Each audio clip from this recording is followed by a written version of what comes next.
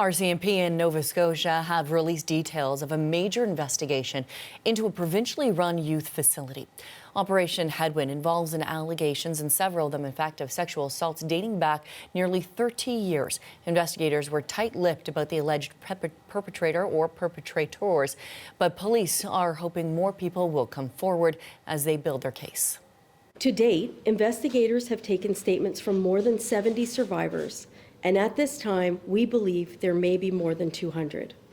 We are seeking more information, and we are very hopeful other survivors will connect with us when they learn about Operation Headwind.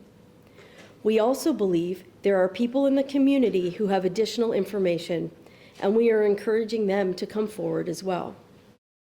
The CBC's Brett Ruskin live in Halifax on this story for us today. Brett, what more did you hear from investigators about Operation Headwind? Yeah, Natalie, this is a new investigation that we're hearing about from the RCMP that they have been undertaking since 2019. So this is all centered around one facility. The facility is the Nova Scotia Youth Centre, run by the province, by provincial staff, provincial officials, and it's a detention facility for young offenders, for youth going through the criminal justice system as a rehabilitating area to get them ready to go back into the community. Now, this investigation has heard from 70 witnesses or survivors of sexual assault from the span 1988 to 2017. So a 30-year span that this investigation has heard from witnesses and survivors of sexual assault.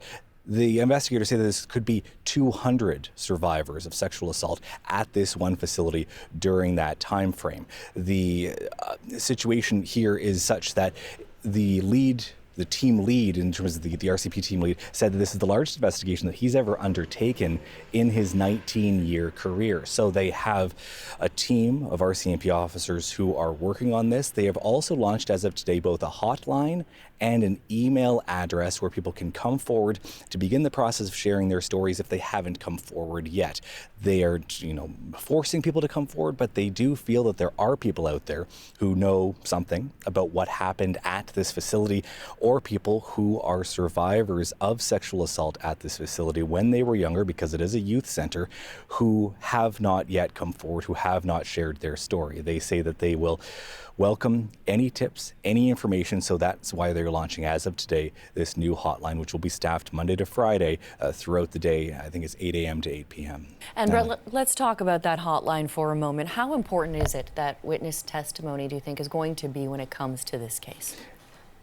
And I think you had just asked about the hotline and the importance of other people helping out. And so it was, the investigators talked about how they have been flying from coast to coast doing in-person interviews with these people, because keep in mind, this is a 30-year span that these sexual assault investigations, these sexual assaults occurred. And so the people coming forward contacting the RCMP may live in other parts of the country. So the investigators have been flying, again, coast to coast, meeting with people in person, collecting evidence, collecting these accounts to build this case.